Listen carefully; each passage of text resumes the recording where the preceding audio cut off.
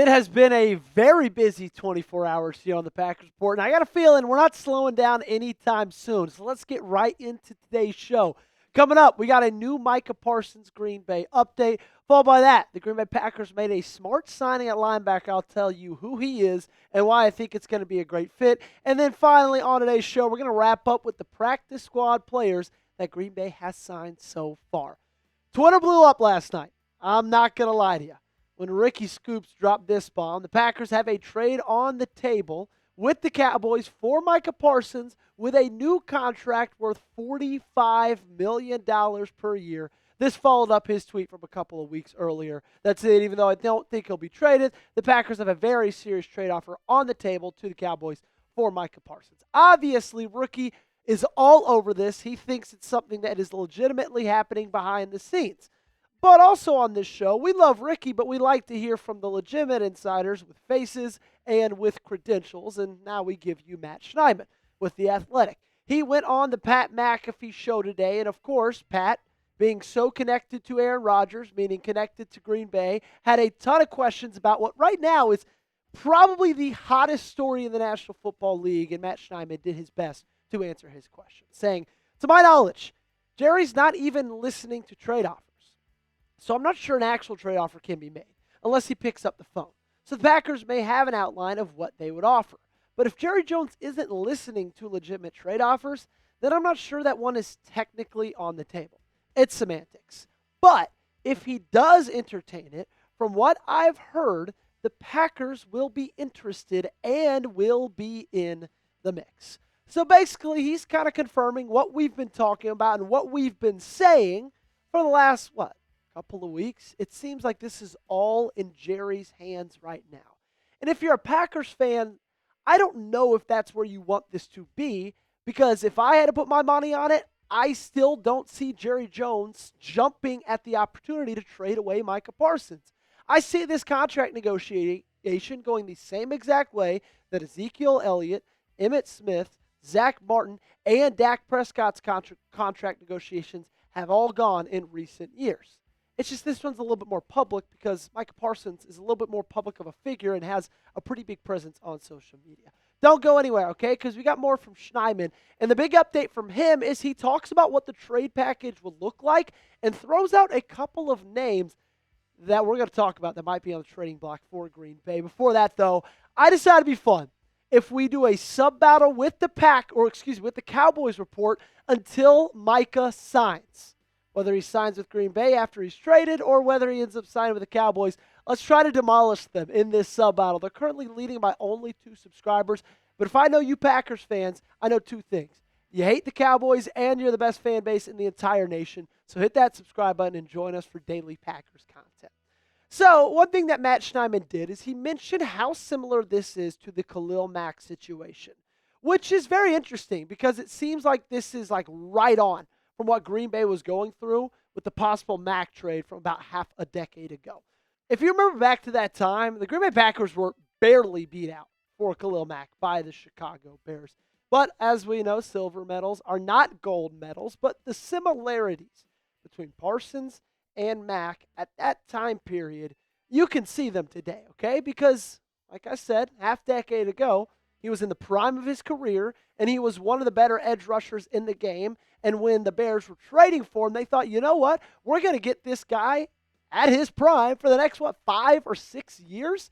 They were looking at him, at his Green Bay, and Chicago, honestly, as being that guy to take them from being a playoff contender to being a Super Bowl contender.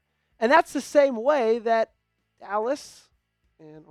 Green Bay is looking at Dallas with Micah Parsons. They're looking at Micah to take them from being a playoff team to a Super Bowl contender. Looking back on that trade, you can see the haul that the Raiders received. The Bears got Khalil. They got a 2nd-round pick in 2020 and a 7th-round pick in 2020. But the Raiders got 2 firsts, a 3rd, and a 6th-round pick. So they got a lot, right? Chicago had to give up a lot. And the same would be said for Green Bay if they wanted to trade for Micah. Schneidman said it would be multiple first-round picks, at least. And I think a player like a wide receiver, I'm not sure they would have to give up any edge rushers, but it might be a player like Romeo Doubs or a Dontavian Wicks. a couple first-round picks. And I've told you for months, okay, despite all of the comments of Joey, they're never going to trade Dobbs. Joey, they're never going to trade Wicks. Joey, this is so stupid. I kind of knew with this current state of the wide receiver room, there's just a lot of bodies in there. They're good bodies, yeah, for sure. But there's a lot of them. And you already have a really elite pass-catching tight end. That's another weapon.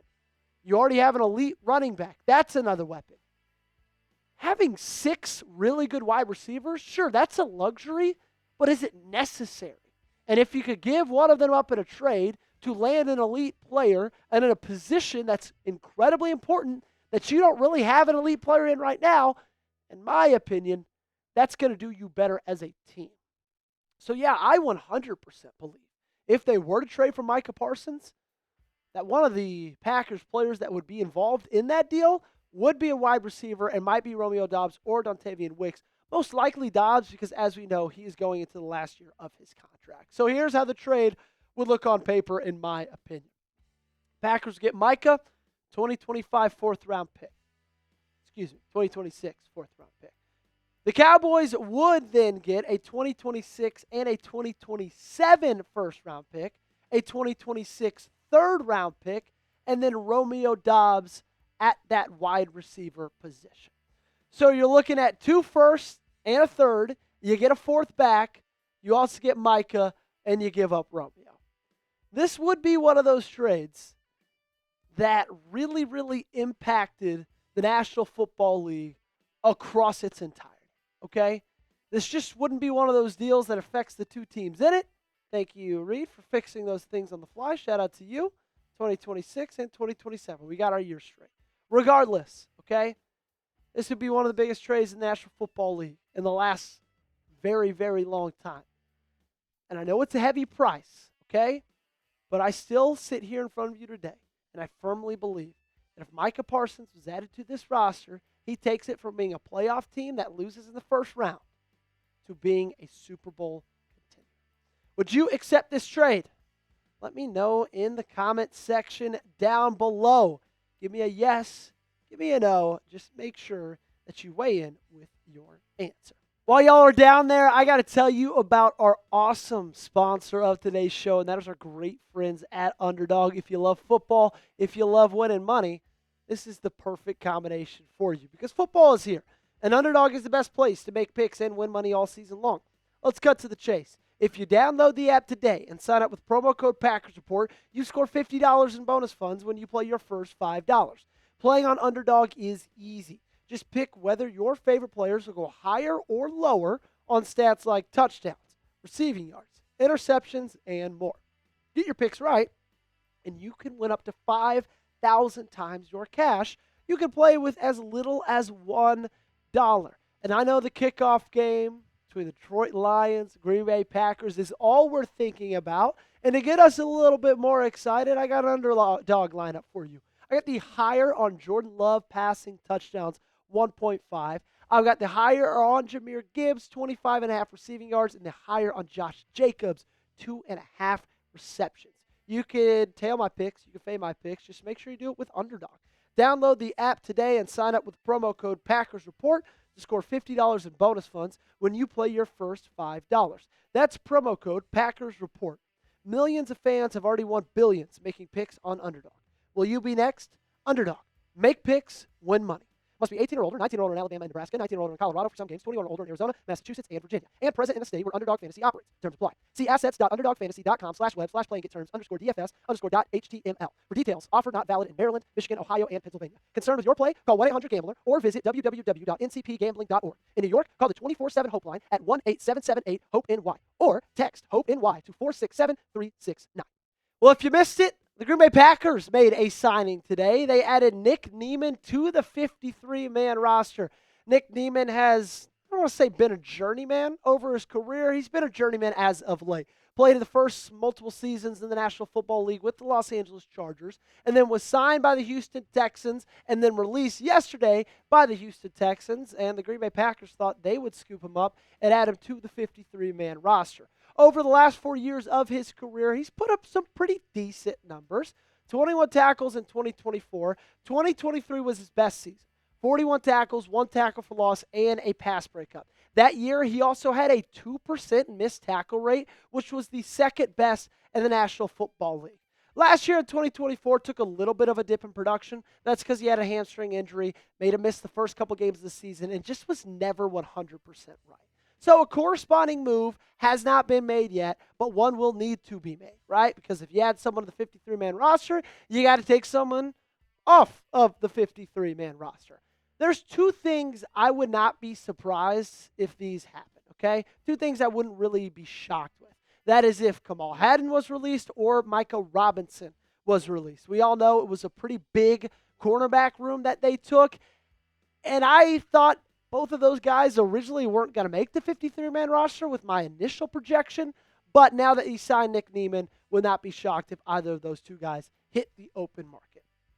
To talk about Niemann, though, I like the veteran depth that he brings, if I'm being 100% honest with you. Now, I like the linebacker room Green Bay already has in general, but if you add more players to this group that are really solid tacklers, that do their job very, very well, that this team feels like that, they can raise the ceiling of the Green Bay Packers, then I'm all going to be for it.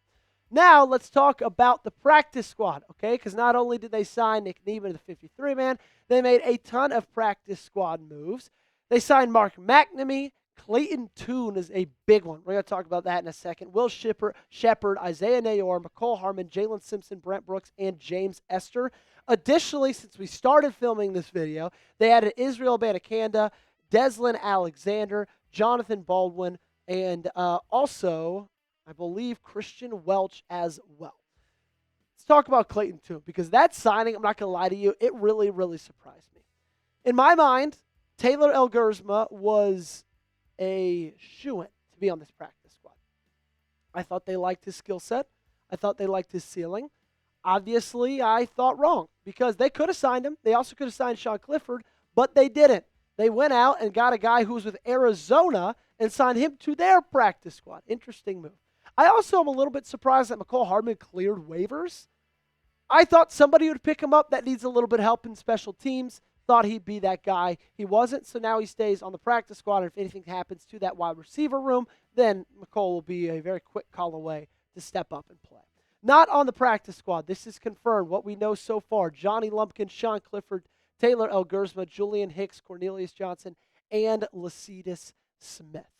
For the guys I named you, okay, the 13 practice squad places that they have filled out, name a player that you have some hope for, okay?